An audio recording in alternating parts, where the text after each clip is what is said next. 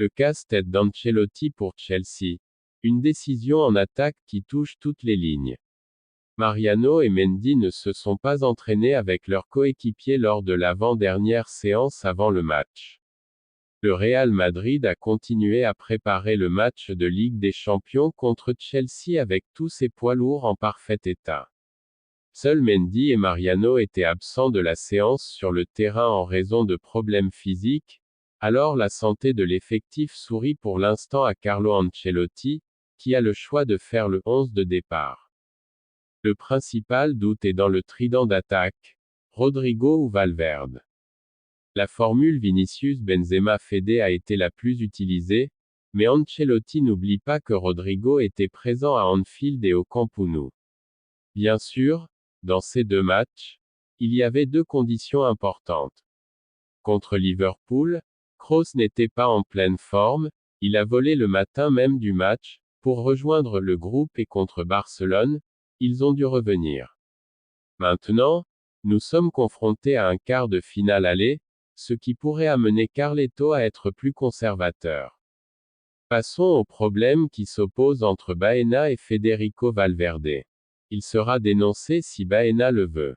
C'était la réponse de Villarreal aux premières heures de samedi à leur retour à la maison après ce qui s'est passé sur le parking des bus de Bernabéu. L'agression subie par le joueur jaune, par l'Uruguayen du Real Madrid Fede Valverde va avoir des conséquences.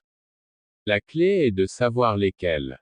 Plusieurs scénarios sont évoqués et tout dépend de la décision prise par le club jaune et le joueur. L'arbitre, comme il est logique, n'a rien inclus dans le procès-verbal, mais les événements se sont produits à l'intérieur du stade.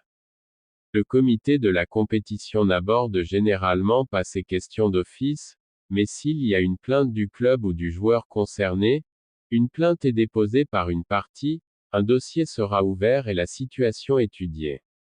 Les faits sont irréfutables, il y a des témoins et le club jaune prétend avoir un enregistrement du moment où Baena a été remercié, donc la sanction pour Valverde pourrait être exemplaire.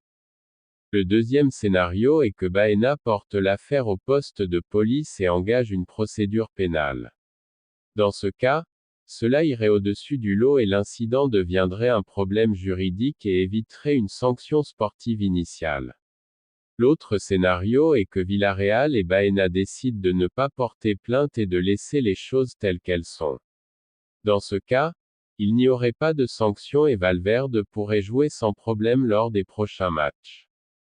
Enfin, il est possible que la police nationale, présente au rez-de-chaussée du Bernabéu, dresse un procès-verbal de ce qui s'est passé et dans ce cas Anto Violencia pourrait entrer pour analyser l'affaire et donc une sanction très grave pourrait être préparée pour l'Uruguayen.